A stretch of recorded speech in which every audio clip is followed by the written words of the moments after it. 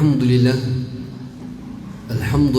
wassalatu wassalamu ala rasulillah wa ala alihi wa ashabihi wa man walahu ila yaumil qiyamah.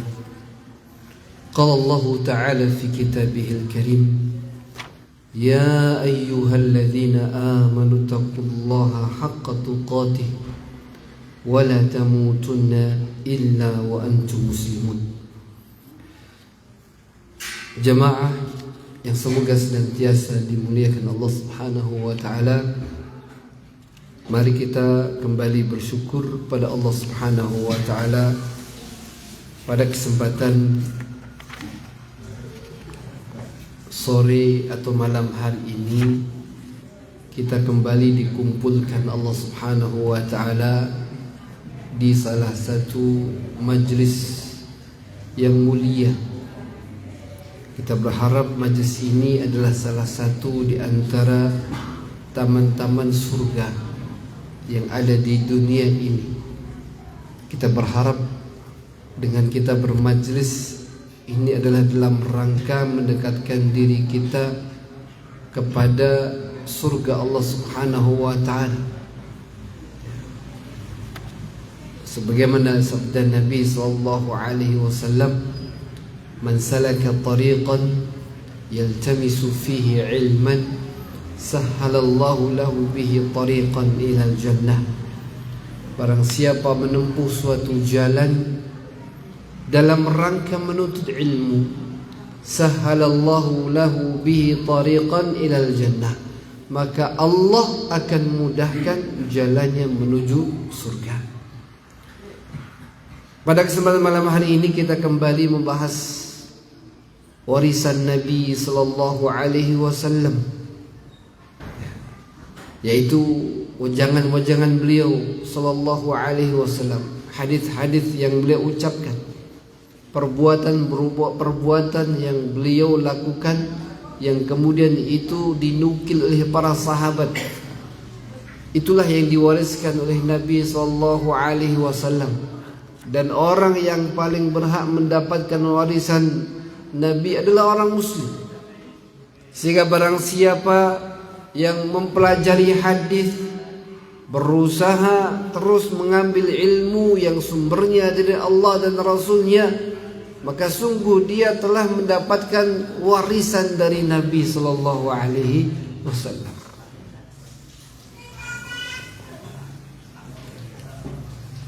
Kita akan memasuki dalam kitab Riyadhus Shalihin bab yang ke-6, yaitu bab at-taqwa. Namun sebelum kita masuk ke dalam bab taqwa, ada satu hadis yang perlu kita bahas dalam bab sebelumnya, yaitu bab al-muraqabah. Satu hadis yang pendek dan sering kita dengar, yaitu hadis dari Abu Hurairah radhiyallahu anhu. Rasulullah sallallahu alaihi wasallam bersabda, min husni islamil mar'i tarkuhu ma la ya'ni. Haditsun hasan rawahu Tirmidzi wa ghairuhu.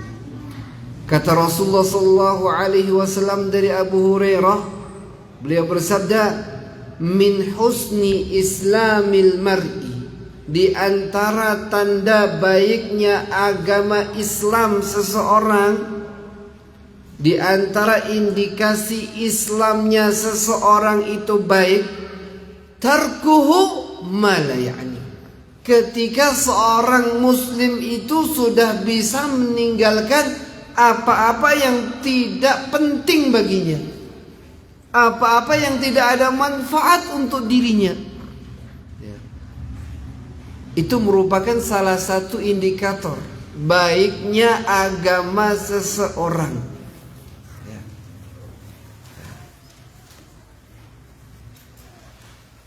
Di sini Rasulullah sallallahu alaihi wasallam ketika mengatakan min husni islamil mar'i, artinya adalah tanda-tanda dari keimanan atau kesempurnaan keimanan seseorang. Semakin seorang itu meninggalkan sesuatu yang tidak ada manfaat untuk dirinya, maka keimanannya akan semakin dekat kepada kesempurnaan.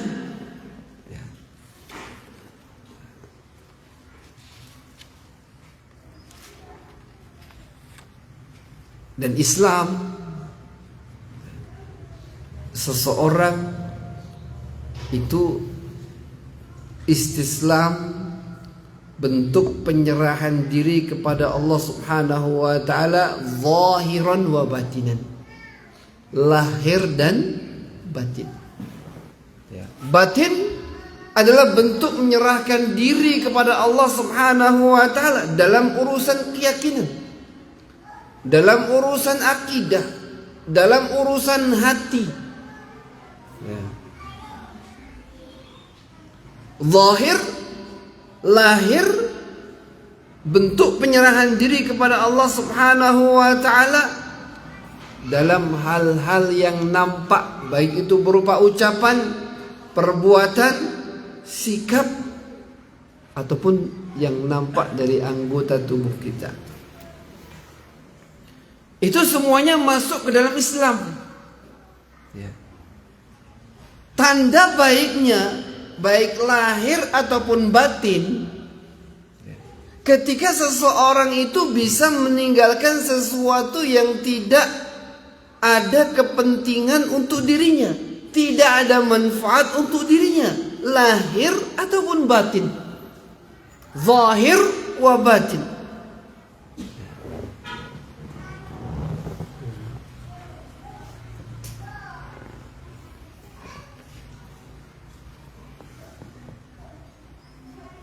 Dan inilah derajat manusia. Keislaman seseorang itu bertingkat-tingkat. Sebagaimana keimanan seseorang itu bertingkat-tingkat. Sesuai dengan apa? Keyakinan. Sesuai dengan apa? Perbuatan yang ada di dalam lahirnya. Dan di antara perbuatan seseorang yang menjadikan indikasi kesempurnaan Islamnya, baiknya Islamnya adalah ketika seorang itu mampu meninggalkan sesuatu yang bukan urusannya, yang tidak ada kepentingan untuk dirinya, baik itu dalam urusan agamanya ataupun dalam urusan dunia.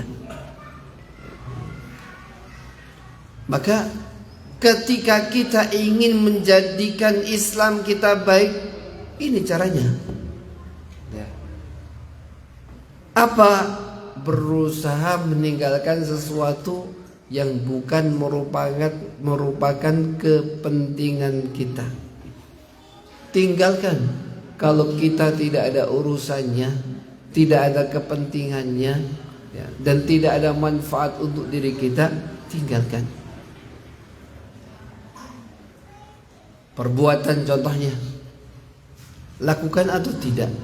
Maka timbangannya adalah bermanfaat atau tidak. Jika tidak ada manfaatnya, tinggalkan, jangan dilakukan. Begitu pula Syekh Utsaimin rahimahullahu taala ketika beliau mensyarahkan hadis ini, beliau memasuki juga dalam masalah apa? Mengurusi orang lain.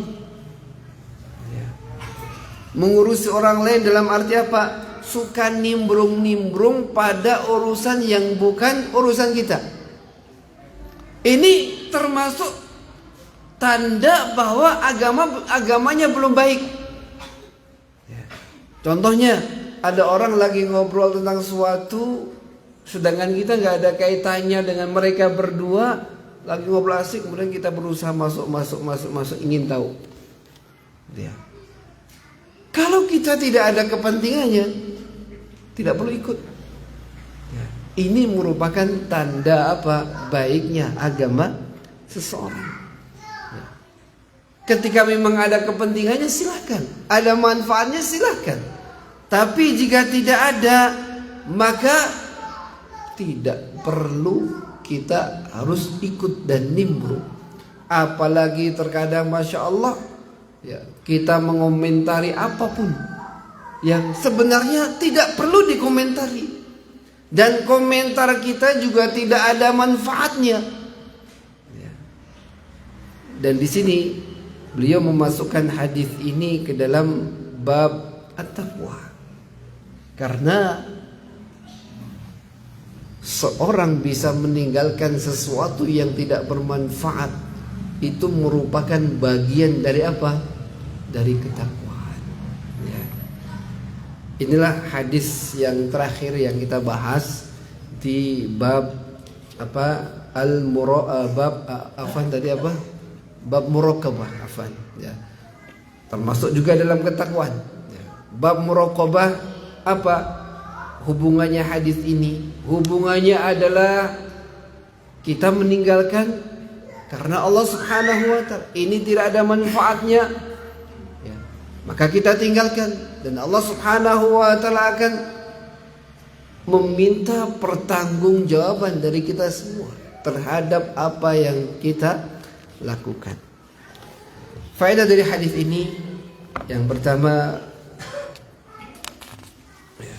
adalah bahwa seorang tidak dianjurkan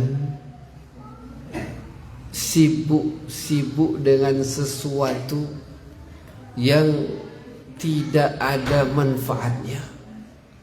Tidak ada manfaat ukhrawi, tidak pula ada manfaat duniawi.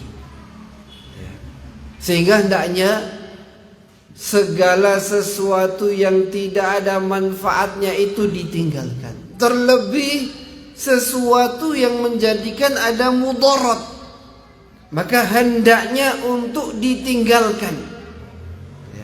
Dan juga tidak boleh, bahasa Arabnya itu yatataffal bisyu'unil ghair ya.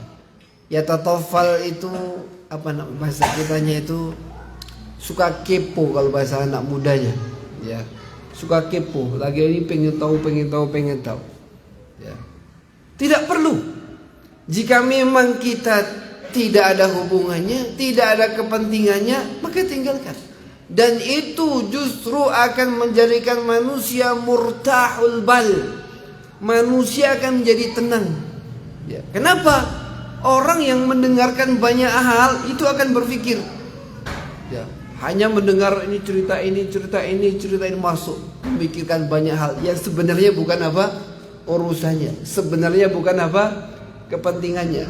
Berbeda dengan orang yang tidak mendengarkan apa-apa, sibuk dengan urusannya sendiri, tidak perlu memikirkan hal-hal yang bukan urusannya. Inilah hadis yang terakhir dari bab muraqabah, dan kita masuk pada bab yang baru, yaitu bab yang ke-6, bab at-taqwa ya, bab at-taqwa. Taqwa insyaallah sudah sangat familiar di telinga-telinga kita. Bahkan taqwa termasuk di antara wasiat atau rukun di antara rukun khutbah, yaitu khutbah Jumat. Di mana di antara rukun khutbah Jumat itu adalah ada wasiat apa? Taqwa.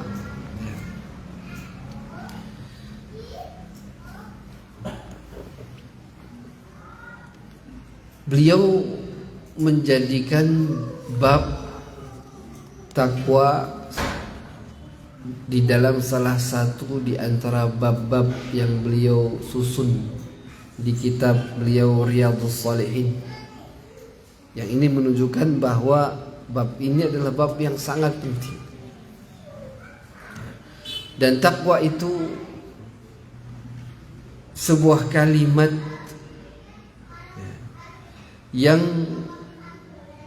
menunjukkan bahwa seseorang terjaga dari sesuatu,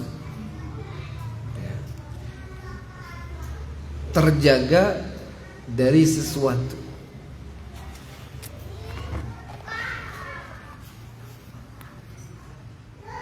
Itulah takwa. Makanya sebagian ulama mendefinisikan takwa itu adalah wiqayah secara bahasa. Ya. Wiqayah itu artinya apa?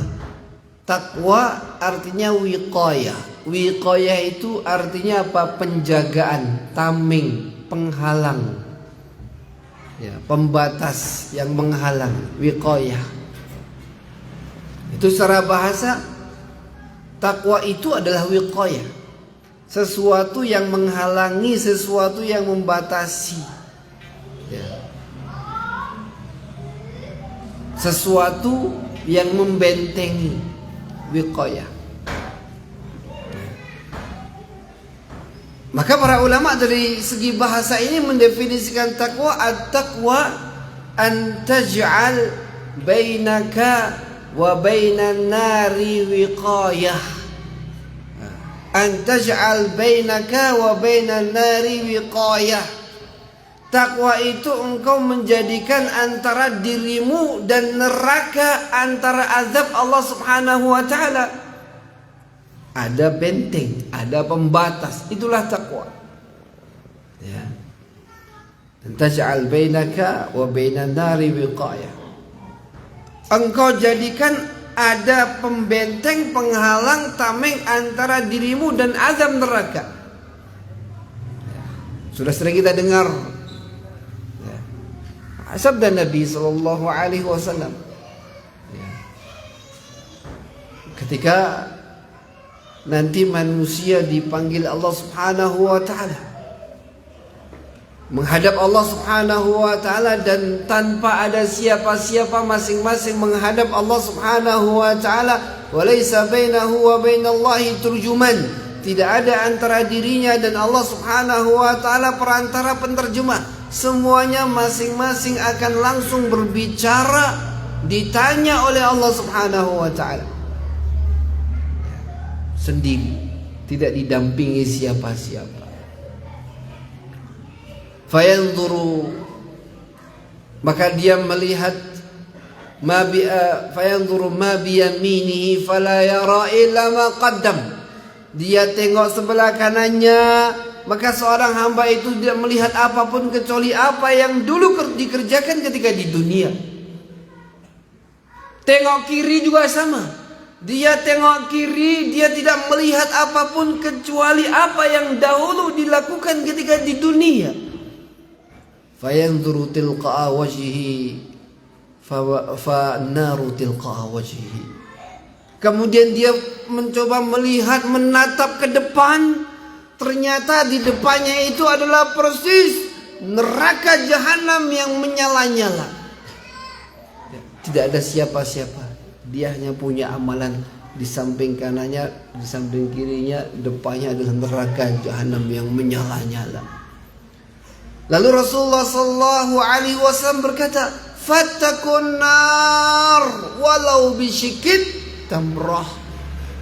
Maka takutlah, bertakwalah kalian kepada Allah dari neraka, walau bisyikit tamrah, walaupun hanya dengan secuil apa? Kurma.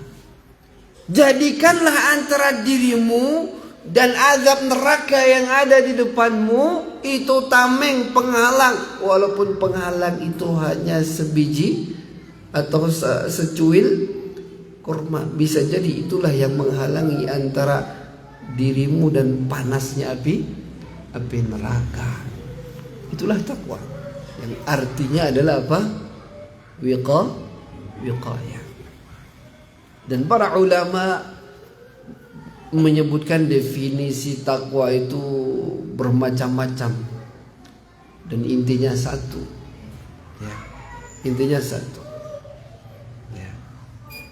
Di antara mereka ada yang mendefinisikan takwa itu adalah sebagaimana diriwayatkan dari Ali bin Abi Thalib, al-khawfu minal jalil wal amalu bit tanzil wal qana'atu bil qalil wal isti'dadu li yaumir rahil. Takwa itu adalah al-amalu bitanzil, ya. Selalu berusaha mengamalkan Al-Quran, ya. Mengamalkan Al-Quran. Wal khawfu minal jalil, takwa itu engkau selalu takut dari al-jalil, yaitu Allah subhanahu wa ta'ala yang maha agung. Wal qana'atu bil qalil, takwa itu selalu menerima walaupun itu sedikit, ya.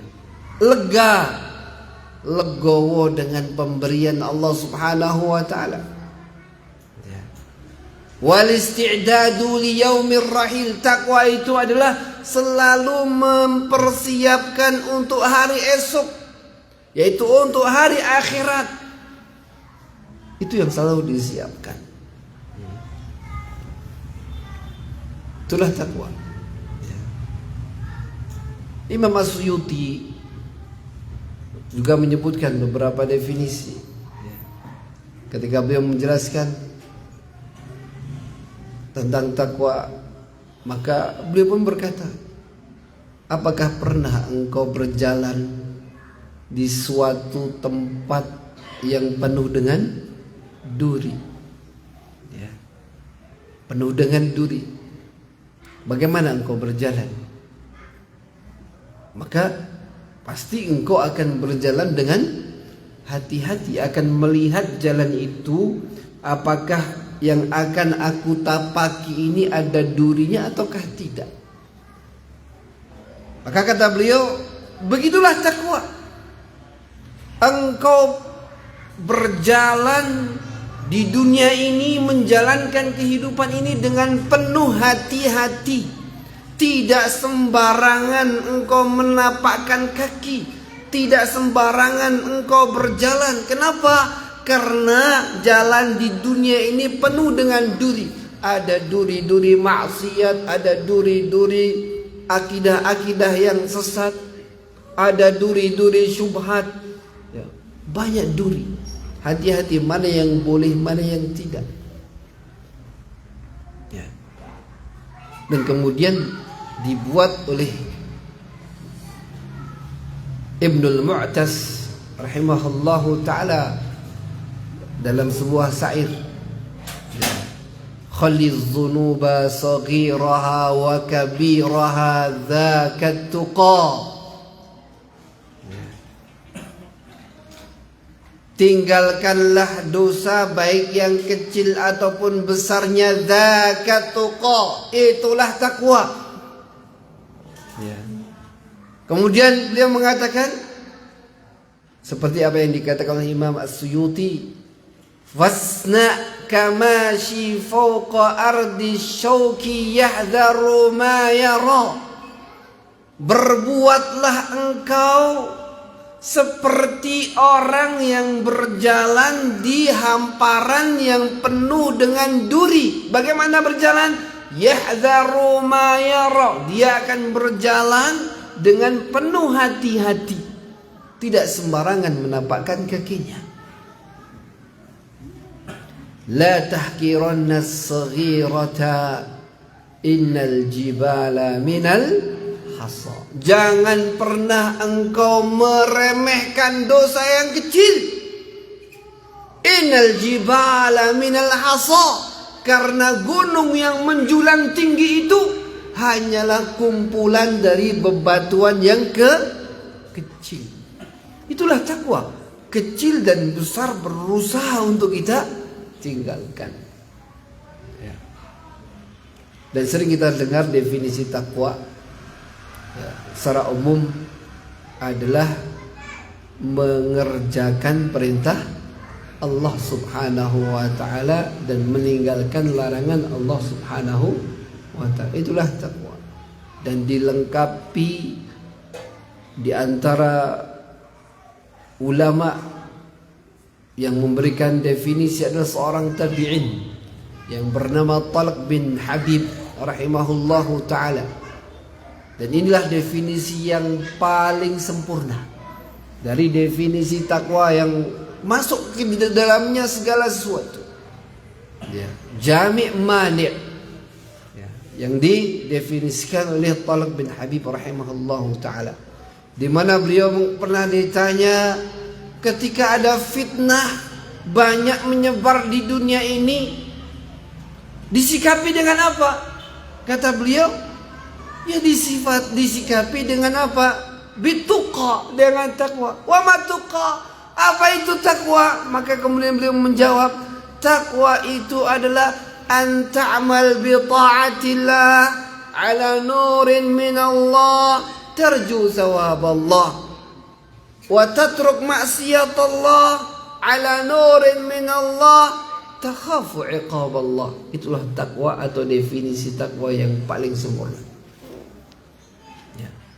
Takwa itu adalah engkau mengerjakan perintah Allah Subhanahu wa taala ala nurin min Allah, atas dasar ilmu, atas dasar cahaya dari Allah Subhanahu wa taala, meninggalkan sesuatu karena ilmu, tarju thawab Allah, dan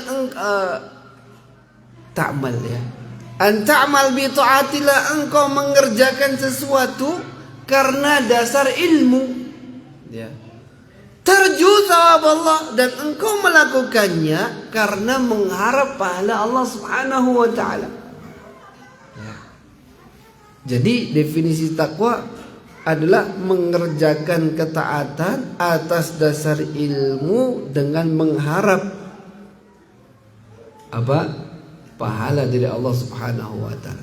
Jika tidak atau tiga syarat itu tidak ada, maka bukan takwa. Maka tidak semua orang yang mengerjakan kebaikan disebut orang bertakwa. Ya. Kenapa? Karena bisa jadi dia mengerjakan amalan itu bukan karena Allah Subhanahu wa taala.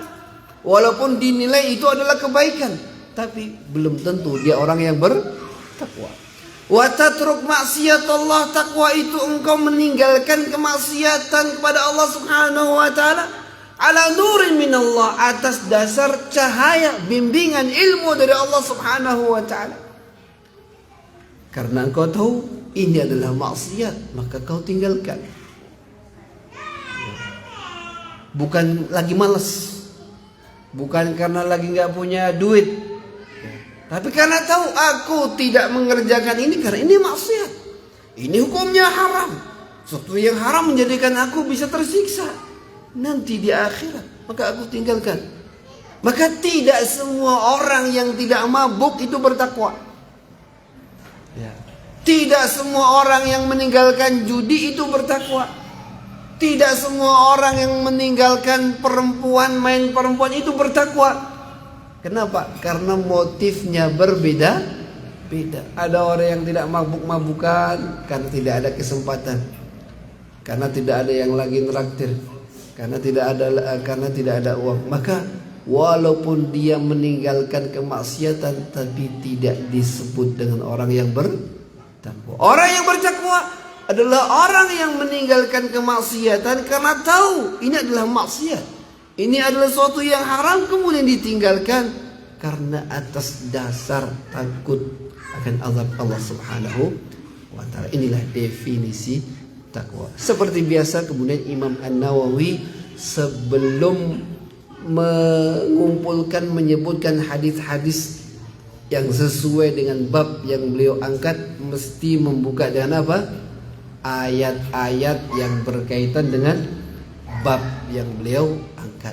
Maka beliau menyebutkan beberapa ayat dari ayat-ayat Al-Quran yang ada kaitannya dengan ketakwaan. Ayat yang pertama kita baca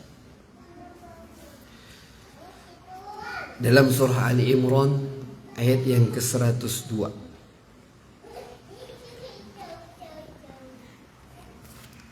A'udzu billahi minasyaitonir rajim. Ya ayyuhalladzina amanu taqullaha haqqa tuqatih. Ali Imran ayat ke-100. Wahai orang-orang yang beriman, ittaqullah, bertakwalah kalian kepada Allah dengan sebenar-benarnya takwa. Kemudian Beliau menambahkan ayat berikutnya dalam surat At-Taghabun ayat 16. Fattaqullaha mastata'tum. Bertakwalah sekalian semampu kalian. Di sini inilah pandainya para ulama, ya, agar jangan sampai orang salah faham. Ketika ada ayat yang dikiranya itu menjadikan orang salah faham, digabungkan, ya, digabungkan. Ini bukan nasakh wal mansukh, bukan. Bab yang pertama, ya ayyuhalladzina amanu taqullaha haqqa tuqatih. Wahai orang yang beriman, bertakwalah kalian dengan sebenar-benarnya takwa.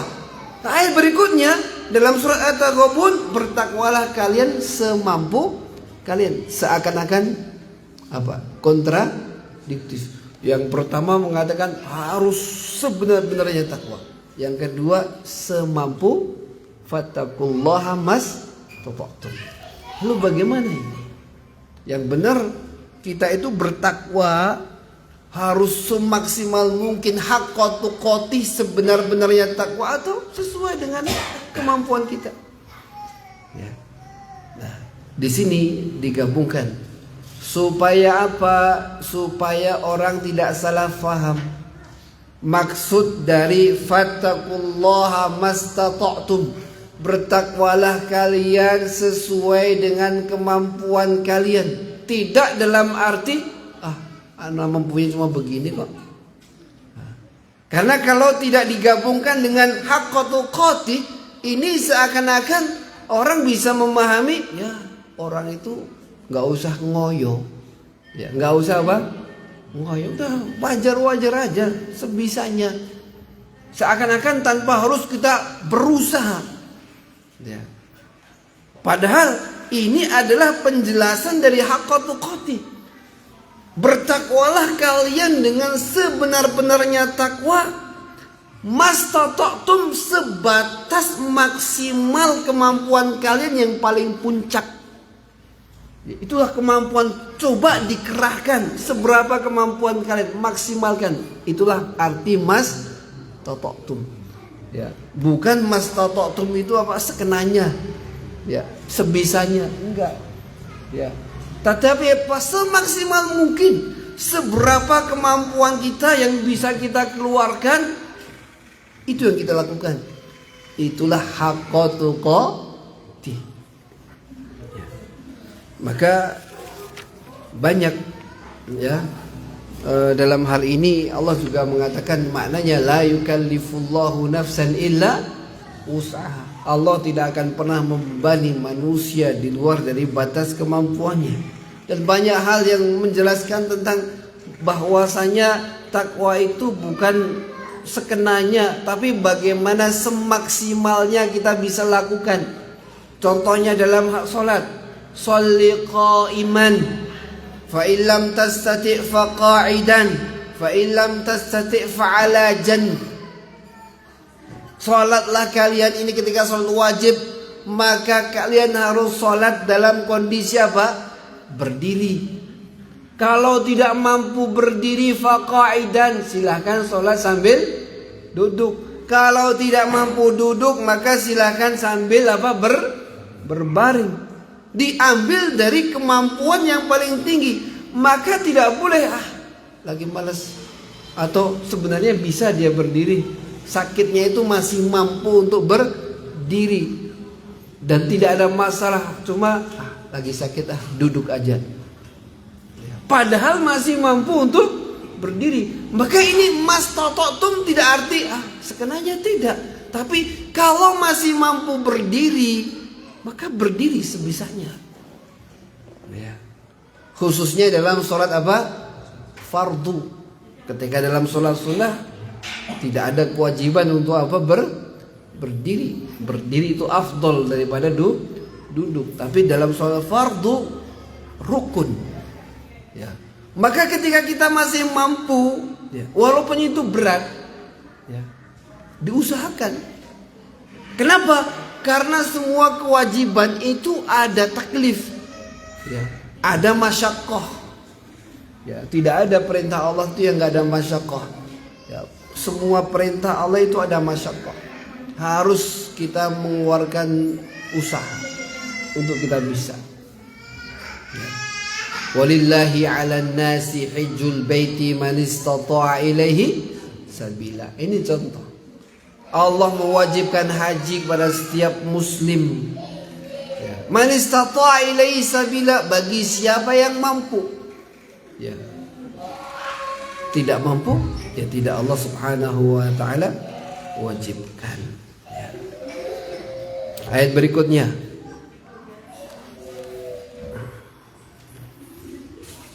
Allah Subhanahu wa taala berfirman,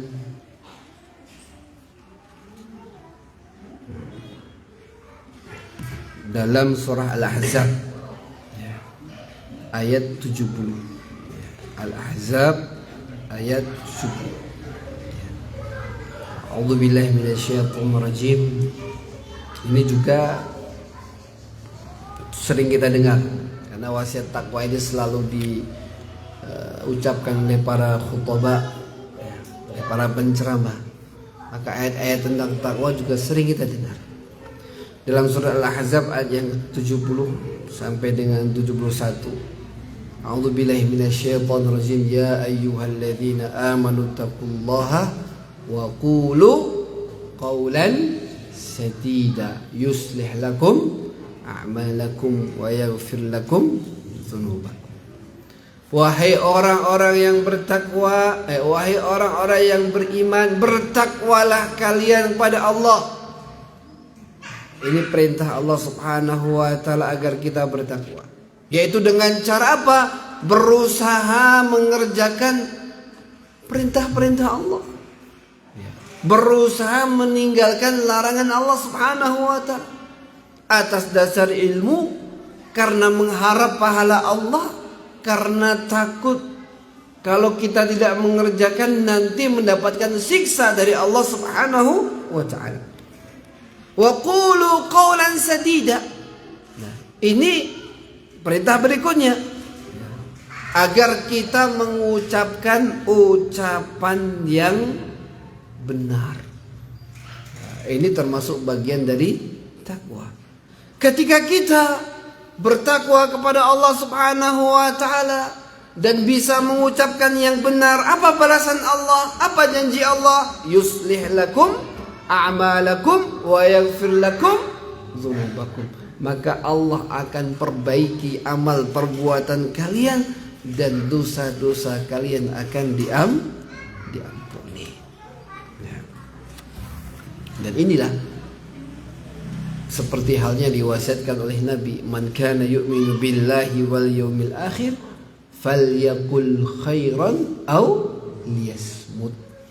Barang siapa beriman pada Allah dan hari akhir, maka ucapkanlah yang baik. Jika tidak mampu mengucapkan yang baik, maka lebih baik diam.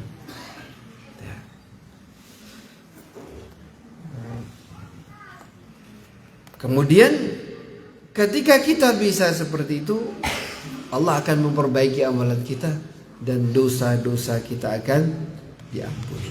Ayat yang ketiga.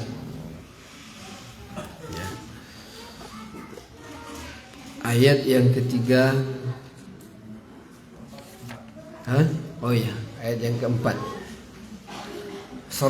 Surah At-Talaq ayat 2 dan 3. Surah At-Talaq ayat 2 dan 3. Allah Subhanahu wa taala berfirman, a'udzu billahi minasy syaithanir rajim. Wa may yattaqillaha yaj'al lahu makhraja wa yarzuqhu min haitsu la yahtasib. Wa man yattaqillaha, dan barang siapa yang bertakwa kepada Allah Subhanahu wa taala, maka Allah akan jadikan untuknya jalan keluar. Masalahnya apapun, ketika seorang itu bertakwa, pasti Allah akan berikan dia ilham untuk bisa mendapatkan solusi. Seberat apapun masalah, ketika orang itu bertakwa, maka pasti dia akan menemukan jalan keluarnya. Ya, pasti dia akan menemukan jalan keluarnya. Ini merupakan janji Allah Subhanahu wa taala. Wa man yattaqillaha yaj'al lahu makhraja. Ya. Dan kita harus yakin hal ini. Wa yarzuqhu min haitsu la yahtasib. Ya. Bahkan bukan hanya diberikan jalan keluar, kemudian berikutnya Allah Subhanahu wa taala berikan kepadanya rizki dari arah yang tidak pernah dia sangka. Dan banyak sekali kisah-kisah yang menunjukkan akan hal itu. Di antara kisah yang paling masyhur di antaranya adalah kisah 3 orang. Ya, 3 orang yang ketika mereka berjalan bertiga, kemudian turun hujan, akhirnya mereka mencari tempat yang teduh, kemudian menemukan apa? Sebuah gua. Kemudian mereka masuk ke gua itu dengan tujuan untuk sejenak berteduh. Tiba-tiba ketika mereka di dalam, batu yang berada persis di atas mulut gua itu langsung apa? Runtuh. Ya. Sehingga mereka tidak bisa keluar. Tetapi janji Allah, wa man yattaqillaha yaj'al lahu makhraja. Mereka punya takwa. Kemudian mereka menyebutkan ketakwaan masing-masing. Yang hadis ini juga masuk dalam bab wasilah. Wasilah dengan amalan soleh. Ya, dan itu merupakan bentuk dari takwa. Maka mereka menyebutkan ketakwaan masing-masing di hadapan Allah Subhanahu wa taala, satu persatu menyebutkan, maka tergeser sampai 3 kali, kemudian akhirnya mereka bisa keluar. Ya. Sudah masuk azan, kita jeda azan dulu.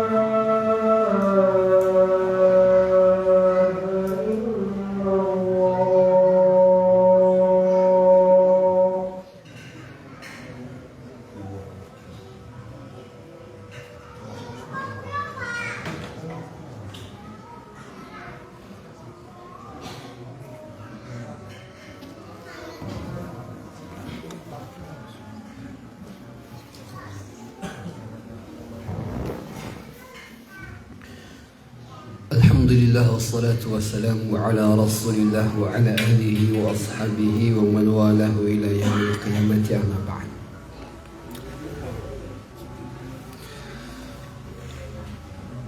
Masih dalam ayat wa man yattaqillaha yaj'al lahu makhraja wa yarzuqhu min haitsu la yahtasib.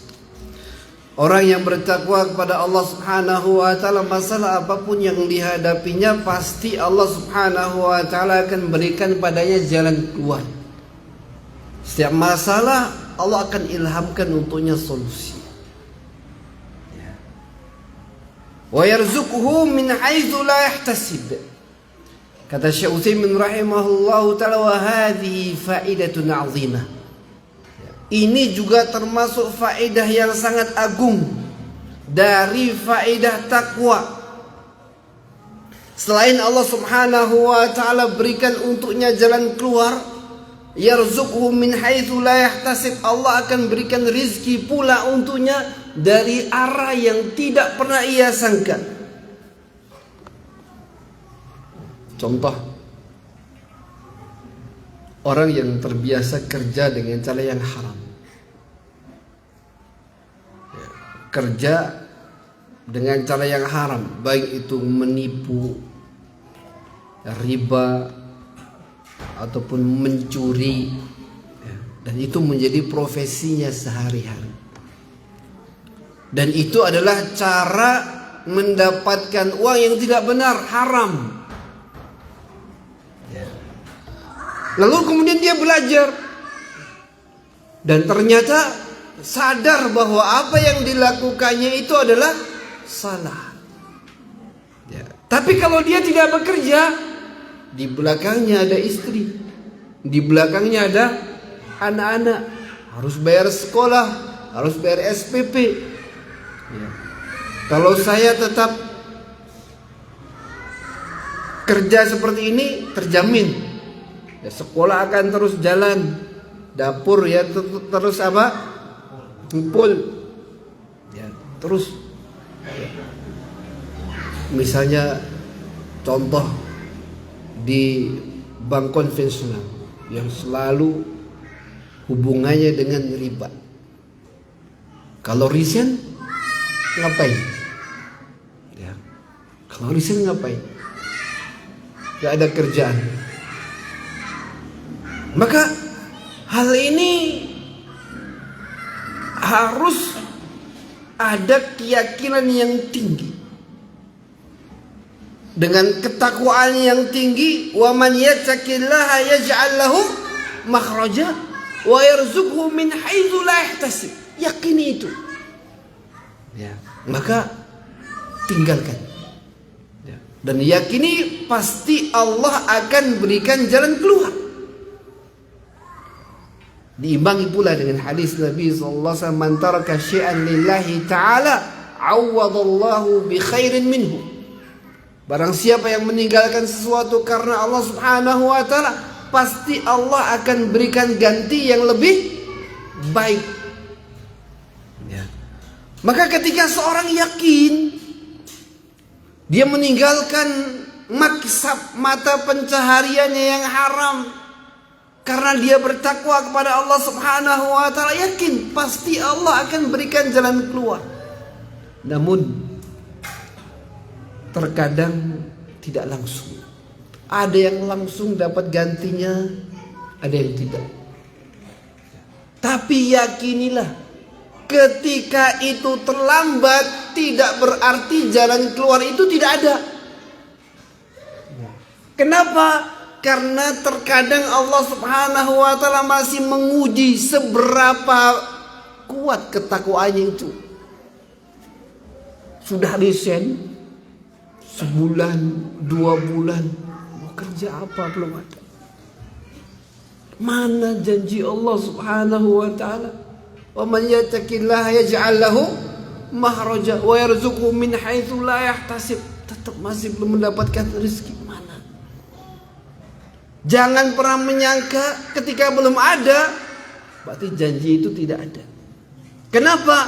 Karena bisa jadi Allah mengakhirkannya. Allah belum berikan ganti untuknya. Kenapa? Karena Allah masih menguji. Apakah ini hanya coba-coba? Apa benar-benar? Kalau coba-coba mana? Sebenarnya nggak ada. Akhirnya apa? Balik lagi aja lah. Dia masih diuji. Seberapa kuat ketakwaannya dia kepada Allah Subhanahu wa taala. Dan Allah Subhanahu wa taala akan beri. Dan janji Rasulullah sallallahu alaihi wasallam, siapapun yang minta kepada Allah Subhanahu wa taala, Allah akan beri. Malam ya'jal, selama hamba itu tidak tergesa-gesa. Kemudian Rasul ditanya, bagaimana orang tergesa-gesa itu? Ya. Kaifa ya'jal ya Rasulullah? Bagaimana orang yang tergesa-gesa dari Allah, dari ijabahnya Allah itu? Qala yaqulu da'autu falam yustajab li. Dia mengatakan aku sudah minta kepada Allah tapi Allah belum mengabulkan. Itu orang tergesa-gesa. Jangan bilang seperti itu, minta terus. Jangan pernah mengatakan aku sudah minta berkali-kali tapi Allah belum mengijabai. Itu masuk ke dalam apa? Kenapa? Allah masih menguji kita sebenarnya. Bagaimana kesabaran kita, bagaimana kebesaran takwa yang ada di dalam hati kita. Ayat yang ke berapa ini? 5.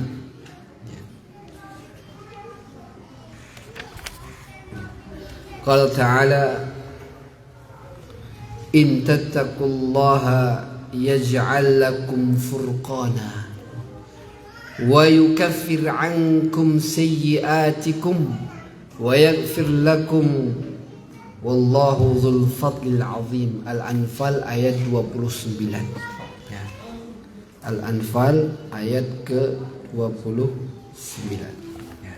Ini ayat yang terakhir. Ya.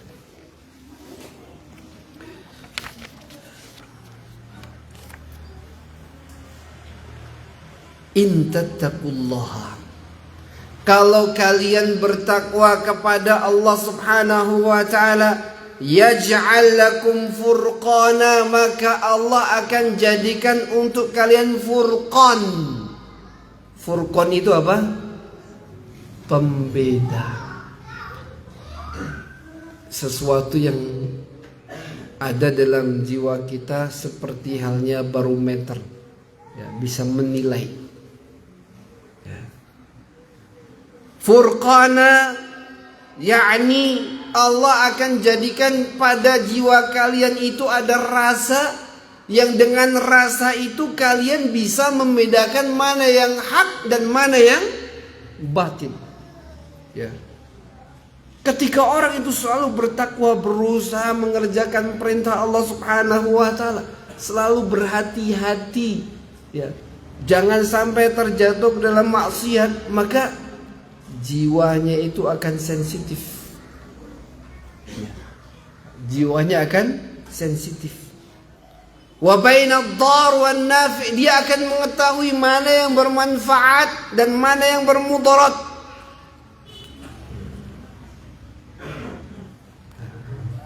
Dan ini adalah di antara ilmu yang Allah Subhanahu wa taala berikan. Ya. Yang Allah tidak bukakan untuk semua manusia yang belajar. Semua orang bisa talabul ilm, tapi tidak semua orang kemudian bisa diberikan furqan dalam jiwanya.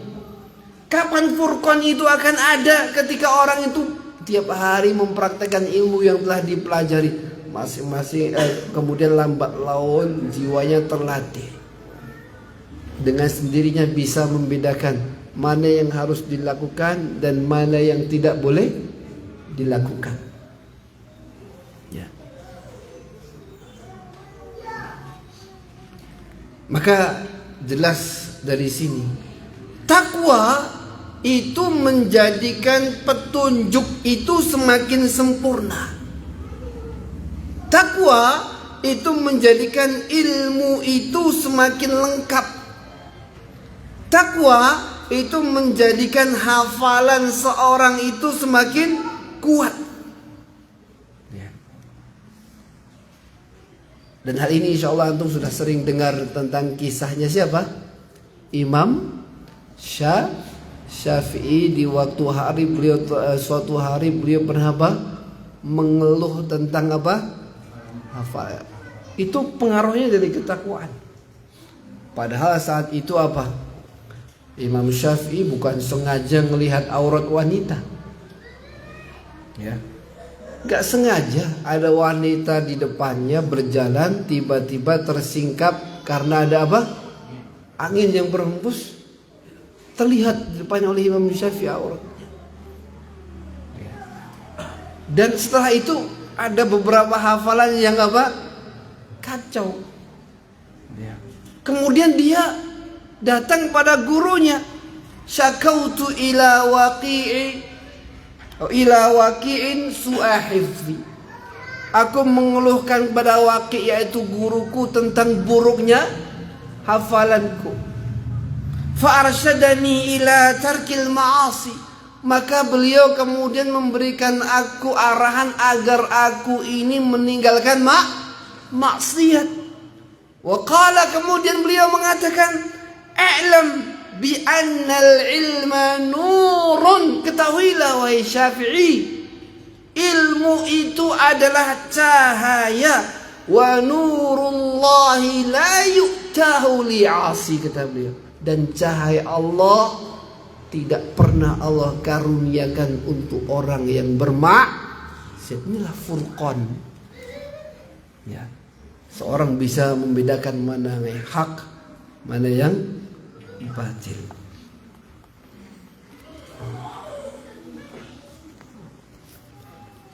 Dan termasuk hal ini faham, tambahnya pemahaman.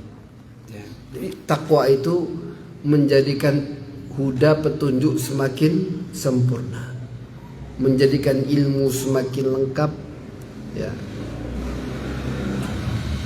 Kemudian di antara juga menjadikan pemahaman itu semakin tajam, menjadikan pemahaman semakin tajam. Maka berbeda hukum yang dikeluarkan dari orang yang masih bermaksiat walaupun dia tahu hukum. Ini hukumnya adalah begini. Dengan orang yang jarang berbuat maksiat akan berbeda.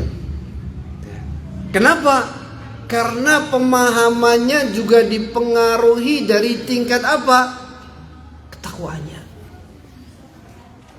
Maka sering para ulama itu memberikan kita nasihat agar kita itu senantiasa bersama para ulama kibar yang mereka selalu wara, ya, selalu berusaha berhati-hati meninggalkan maksiat, apalagi yang maksiat yang besar, yang syubhat saja mereka tinggalkan. Maka ketika mereka berucap itu lebih layak untuk diterima. Kenapa? Karena pemahaman mereka pasti akan lebih tajam daripada orang-orang yang tahu ilmu tapi masih bermaksiat. Ya. Dan termasuk dalam bab ini adalah bab al-firasah. Firasat. Firasatnya orang mukmin itu benar. Dan itu muncul dari apa? Takwa. Semakin orang bertakwa, maka firasatnya akan semakin tepat. Inilah yang dimaksud dengan apa? Furqan. Ya. Firasatnya akan semakin tepat. Maka banyak di antaranya para ulama itu melarang, ini jangan begini, kalau begini nanti akan begini. Ya. Kenapa? Punya firasat. Ini kalau dilakukan fitnah ini nanti akan menjadi begini. Firasatnya kuat. Orang yang muda nggak sampai ke sana. Ya, akhirnya apa? Ini terlalu kuno ulama ini, ayo kita lakukan. Terjadilah kekacauan, fitnah yang lebih besar. Padahal ulama yang kibar mengatakan jangan, nggak usah keluar ke sini, nggak usah demo besar-besaran, nggak usah. Lebih baik diam saja di rumah. Anak muda jiwanya apa? Masa kayak gini? Ayo kita keluar, kita berontak.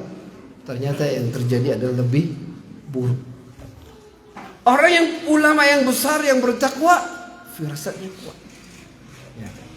Dan hal ini pernah terjadi dan banyak sekali dulu para ulama, para sahabat tabi'in, ya, terjadi hal-hal semacam ini. Dikisahkan di antaranya kisah Umar bin Khattab. Ya. Umar bin Khattab saat itu sedang khutbah Jumat. Ya. Sedang khutbah Jumat. Ya. Ketika sedang khutbah berbicara khutbah Jumat, tiba-tiba Umar bin Khattab nyeletuk. Ya. Tiba-tiba nyeletuk, ya Sariyah al-Jabal, ya Sariyah al-Jabal, ya Sariyah al-Jabal. Jadi ketika khutbah, tiba-tiba muncul kalimat yang tidak ada hubungannya dengan apa? Tema khutbahnya. Lagi khutbah tentang apa? Tiba-tiba Umar mengatakan, ya wahai Sariyah, berlindung ke gunung, wahai Sariyah, berlindung ke gunung, wahai Sariyah, berlindung ke gunung. Ada apa nih? Jamaahnya saat itu, ada apa ini? Kok tiba-tiba Umar memanggil apa? Sariyah, berlindung ke gunung, Sariyah, berlindung ke gunung. Itu sedang apa? Khutbah Jumat, dan kalimat itu nggak ada sama sekali hubungannya dengan apa? Khutbah Jumat. Wahai Sariyah, Sariyah ini adalah nama sahabat. Itu Sariyah bin Zunaim. Ya. Wahai Sariyah, berlindung ke gunung. Wahai Sariyah, berlindung ke gunung. Usut punya usut. Ternyata Umar bin Khattab saat itu sedang mengutus pasukannya untuk berperang di wilayah Irak. Dan pasukannya itu dipimpin oleh Sariyah bin Zunaim. Dan pada kondisi itu pula kaum muslimin dikepung dari segala penjuru, terkepung oleh semua orang-orang kufar dari segala penjuru. Saat itu Sariyah bingung, bagaimana ini kita putusnya, mau kemana kita, mau kemana? Belum ada keputusan. Panglimanya yang bernama siapa? Sariyah bin Zunaim. Saat itu pula Umar sedang khutbah dan ada firasat seperti itu. Maka beliau berteriak, ya Sariyah al-Jabal, ya Sariyah al-Jabal, ya Sariyah al-Jabal. Sariyah, kalian semua naik gunung, kalian semua berlindung ke gunung. Wahai Sariyah, gunung, wahai Sariyah, gunung, wahai Sariyah. Langsung kalimat itu terilhamkan kemana? Sariyah. Ayo kita ke gunung. Itu firasatnya seorang mukmin. Ya. Dan itu terjadi. Itu muncul dari apa? Ketakwaan. Maka semakin orang bertakwa, maka dia akan memiliki furqan, dan firasatnya akan semakin apa? Semakin kuat, ya. Firasatnya akan semakin kuat. Jamaah yang dimuliakan Allah Subhanahu wa taala, ini yang kita sampaikan pada kesempatan malam hari ini sebagai muqaddimah dari bab at-taqwa, dan insyaallah berikutnya kita akan membaca hadis-hadis tentang ketakwaan, di mana beliau membawakan 5 hadis, ya, membawakan 5 hadis dalam bab at-taqwa. Insyaallah 2 kali pertemuan bab takwa ini kita selesaikan biidznillah taala. Kita tutup dengan doa kafaratul majlis. Subhanakallahumma wa bihamdika asyhadu an la ilaha illa anta astaghfiruka wa atubu ilaik. Assalamualaikum warahmatullahi wabarakatuh.